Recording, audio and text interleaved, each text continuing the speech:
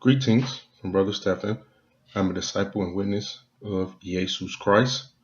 To all the inhabitants of the earth, I present to you as a witness this gospel of the kingdom.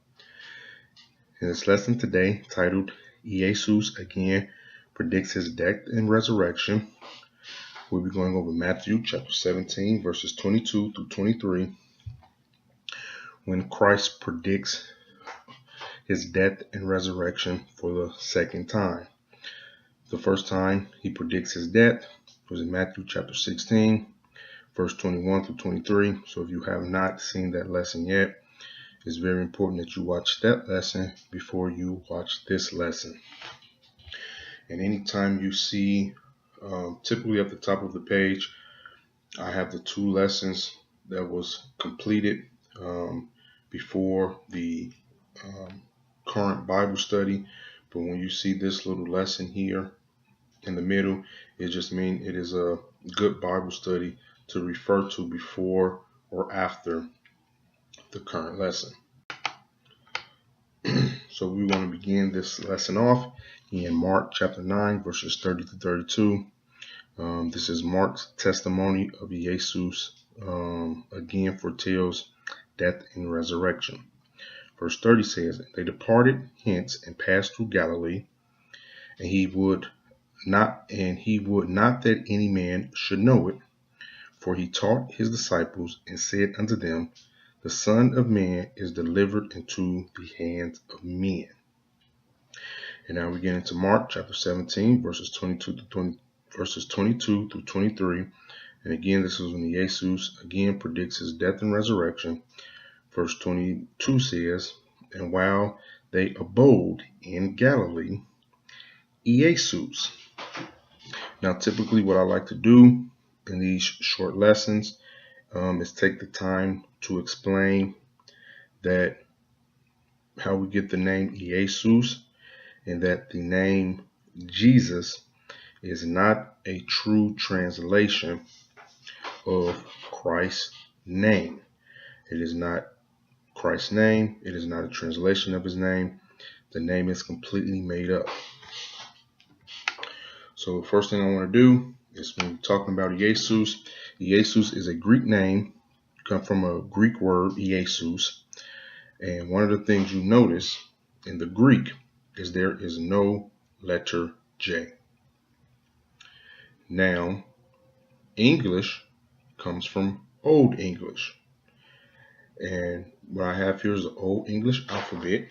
And what you can see here is that there is no letter J in the Old English alphabet.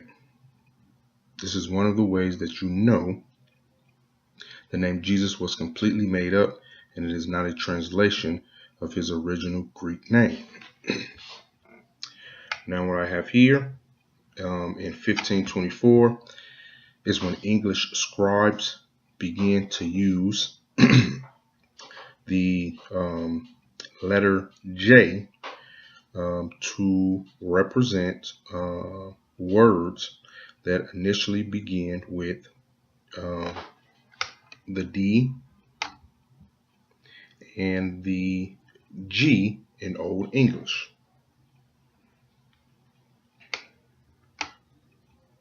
So in other words, the J was created to replace the Old English letters D and G. Where I have an Old English, for example, and then I'm just giving you a few examples here, where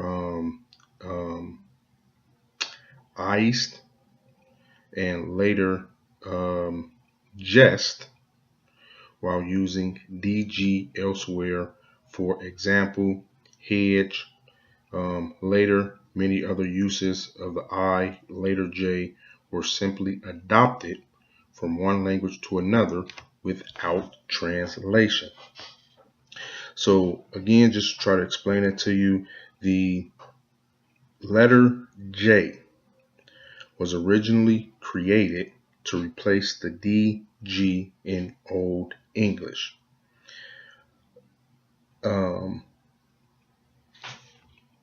And then what we have here for an example, the reason you have this lowercase I here is because when they first created the J, it was a lowercase I. And then they eventually put a hook on the lowercase, on the I to make it a J. So in Old English, where this word here says I-E-S-T, it was originally D-G-I-E-S-T. They replaced it with the I, got I-E-S-T, and then later with the J. And it says while using DG elsewhere, for example, hedge. So, and then when you continue reading, it says later, many other uses of the I later J, because when they, again, this just means when they originally created the J, it was like a lowercase I. It says were simply adopted from one language to another without translating. This is blatantly admitting that the names in the Bible that begin with a J is just made up. They were done. They were simply adopted without translation. So now what I have here is if you look up Jesus in a Greek concordance, this is the Greek word Iēsous, and what you have here is when Iēsous is translated, you get Iēsous, which is I-E-S-O-U-S, not Jesus, because there's no J in Jesus. There is no J in Greek. There was no J in the English alphabet. The letter J was not created until 1524. So what was his name before 1524? Iēsous, not Jesus. And the J was just simply adopted from one language to another without translation. So that means that name Jesus is just made up. Now to give you more proof, if you go to the Bishop's Bible, and the Bishop Bible is where the King James Version Bible is translated from. When you go to Matthew, just the first chapter, when you look at the first verse, Iēsous' name is spelled with an I and not a J. This is a translation versus just simply adding the J to another language without translation. Now, all of this stuff I go over at the end of the study, Purifications of the Nations. It was the first time I introduced this information on the Gospel of the Kingdom YouTube channel. So now from here, we're going to go back to Matthew chapter 17, verses 22 through 23, when Iēsous again predicts his death and resurrection. Verse 22 says, and while they abode in Galilee, Iēsous, the Son of Man. So we just explained why we take out the name Jesus and put the correct name Iēsous there. And now we're going to go over a few scriptures to help you understand why did they call Iēsous the Son of Man. And in order to do that, we're going to go to Matthew chapter 1, verses 18 to 24.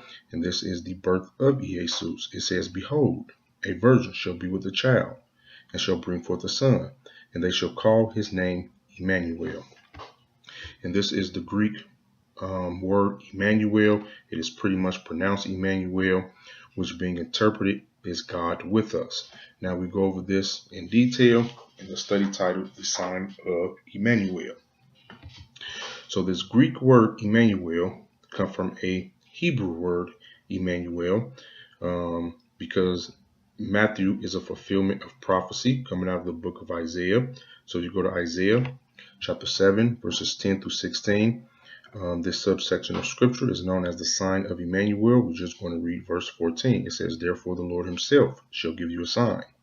Behold, a virgin, which is Virgo, shall conceive and bear a son, and shall call his name Emmanuel. Now the Old Testament was written in Hebrew, so this is the Hebrew word for Emmanuel. So the Greek word Emmanuel comes from the Hebrew word Emmanuel. Now still, to understand where the Son of Man comes from, it is short for Emmanuel. This Emmanuel that you see, this is a modern Hebrew.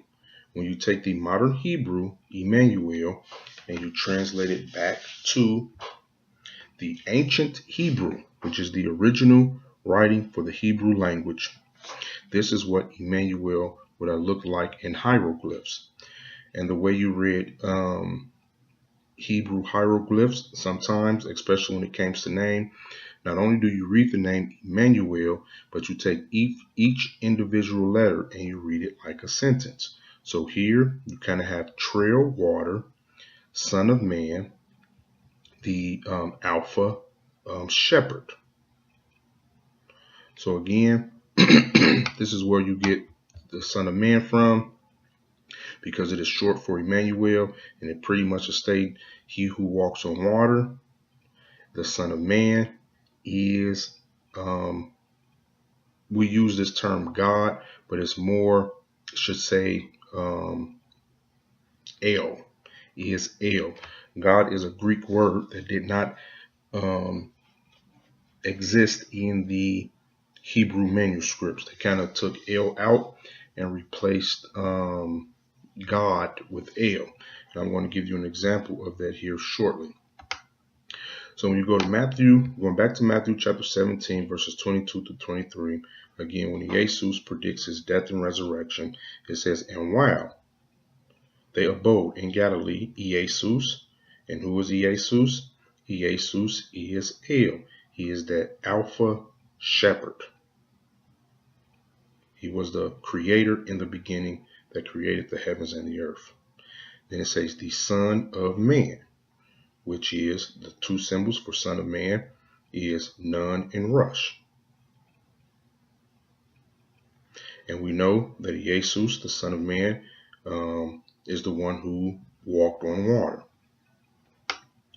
So from here, if you go to Isaiah chapter 46, verses 9 through 10, it says, remember the former things of old. I am God. Now, this is another mistranslation. In the King James Version Bible, the word that originally there was not God. That word was El, which is the Alpha Lamed, which means the Alpha Shepherd. This is the Alpha Shepherd in modern Hebrew. This is the Alpha Shepherd in the ancient Hebrew. And it says, and there is none else. I am Elohim. So we know that Christ is the El, or the, you can say Alpha Lamed, or Alpha Shepherd in the Old Testament scripture that came here in the flesh.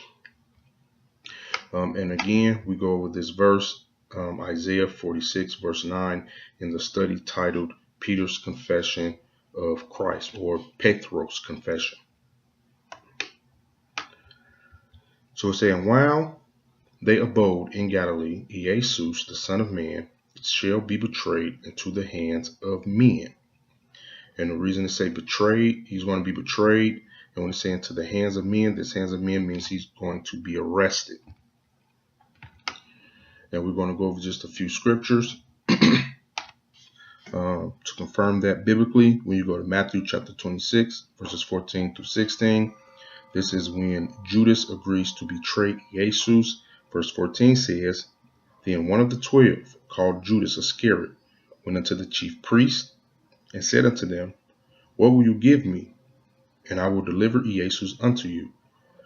They covenant. This word covenant means they agreed or came up with an agreement, a contract with him for 40 pieces of silver, for 30 pieces of silver. And from that time, he saw opportunity to betray Iēsous. So that is what Christ, when he predict that he will be betrayed, that's the betrayal. And then when you go to Matthew chapter 26, verses 47 through 55, is when he will be betrayed into the hands of men, which means he will be arrested. And this subsection of scripture is known as Iēsous' betrayal and arrest. And verse 47 says, and while he yet spake, lo, Judas, one of the 12, came and with him a great multitude, with swords and staves. Now these staves are logs with holes in which the hands of a prisoner were inserted, kind of like long wooden handcuffs. Now what I have here is just a picture so you know exactly what they would have looked like or similar to these. And these would have been the same thing that Christ's hands was nailed to when he was hung on the tree, making it a cross. So it said, when we go back to the scriptures, from the chief priests and the elders of the people, now he that betrayed him gave them a sign, saying, whomsoever I shall kiss, the same is he. Hold him. This is mean grab him fast, grab him quickly. And forthwith he came to Iēsous and said, Hail, Master, and kissed him. And Iēsous said unto him, Friend, wherefore are you come? Then came they and laid hands on Iēsous and took him. So now we're going back to verse 23 in Matthew chapter 17. And it says, and they, this word they is referring to the Jews and the Romans, shall kill him. Again, this is the when Iēsous again predicts his death and resurrection. So if you go to Matthew chapter 27, verse 24 through 26, this is when Pilate washes his hands. Verse 24 says, when Pilate saw he could prevail nothing, but rather a uproar was made, he took water and washed his hands before the multitude, saying, I am innocent of this man's blood, of this just person. See you to it. Then answered all the people, these are Israelites, and said, his blood be on us and our children. So the Israelites are the ones who had Christ crucified. Verse 26 says, then released he Barabbas. When it says then he is referring to Pilate unto them. And when he had scourged, this scourge means flogged or beaten Iēsous, he delivered him to be crucified.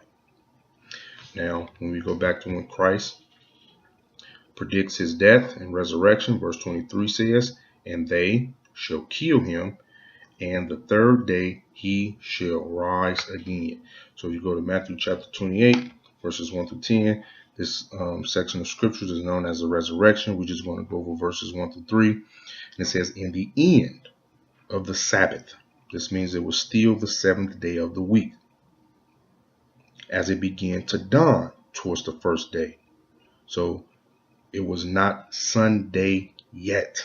This was still on what we call today Saturday. So Christ was resurrected on Saturday, not Easter Sunday. It said came Miriam Magdalene and the other Mary to see the sepulchre. The sepulchre is just the grave or the tomb. Verse 2 says, and behold, there was a great earthquake, for the angel of the Lord descended from heaven and came and rolled back the stone from the door and sat upon it. His countenance was like lightning, and his raiment white as snow. Now what I have here is just a few of the reminder scriptures. When you go back to the lesson titled The Transfiguration, this is Matthew chapter 17, verse 2. It talks about the transfiguration. It says, and was metamorphed before them, and his face had shined as the sun. So this angel that came down from heaven, just like when Christ was metamorphed and his face shined, this angel shone. And then they even have the comparison with their clothes. It says, verse 3 in Matthew 28 says, his countenance, which means his face, was like lightning, and his raiment means his clothes was white as snow. And then again, when you go to the transfiguration of Iēsous, you have the exact same similarities. And again, Matthew chapter 17, verse 2 says, and was metamorphed before them. His face, which means his countenance, did shine as the sun, and his raiment, which means his clothes, was white as light. Mark says, and the remnant became shining, exceedingly white as snow, so as no clothing on the earth can be whiter than them. And then also in Luke, as he prayed, the fashion of his countenance, which means his face, was altered. He was metamorphed, and his remnant was white and glistering, which means his remnant was shining as like glitter. So now we back to Matthew chapter 28, verse 4. It says, "For fear of him, of the angel that rolled back the stone, the keepers, which are the guards, did shake." In other words, they went into epileptic seizures. We talked about epileptic seizures in the last lesson. And it said, and became as dead men. And the angel answered and said unto the women, Fear not, you, for I know that you seek Iēsous. Now, who is Iēsous? He's the first. He's the Aleph, the Alpha, which was crucified. Again, Christ said, I am the first, which is the Alpha and the Omega. Or if you translate that to Hebrew, it's the Aleph and the Taz. I'm the Aleph and the Taz. He is not here, for he is risen. And the ancient Hebrew symbol for being risen or resurrected is Hey. And this is where we get the name Atah from. This is God crucified and resurrected. And when you take Iēsous and translate it back to Hebrew, you get Atah, God crucified and resurrected. And there's many scriptures that confirm this doctrine. So he said, come see the place where the Lord laid, and go quickly and tell his disciples that he is risen from the dead. And behold, he goeth before you into Galilee. There shall you see him. Lo, I have told you. Now we're going back to Matthew chapter 17. We are at verses, I believe, verse 23. Just double check here. Yeah, we have the end of verse 23, and it says, and they were exceedingly sorrow. Now this is talking about the disciples, because Christ just told his disciples that he's going to be killed and raised, and it was exceedingly sorrow because he was talking about being killed. But when you go to the last verse in Mark chapter 32, it says, but they understood not the saying and were afraid to ask him. In other words, they did not understand what Christ mean when he was saying he will be raised from the dead. So this concludes this message.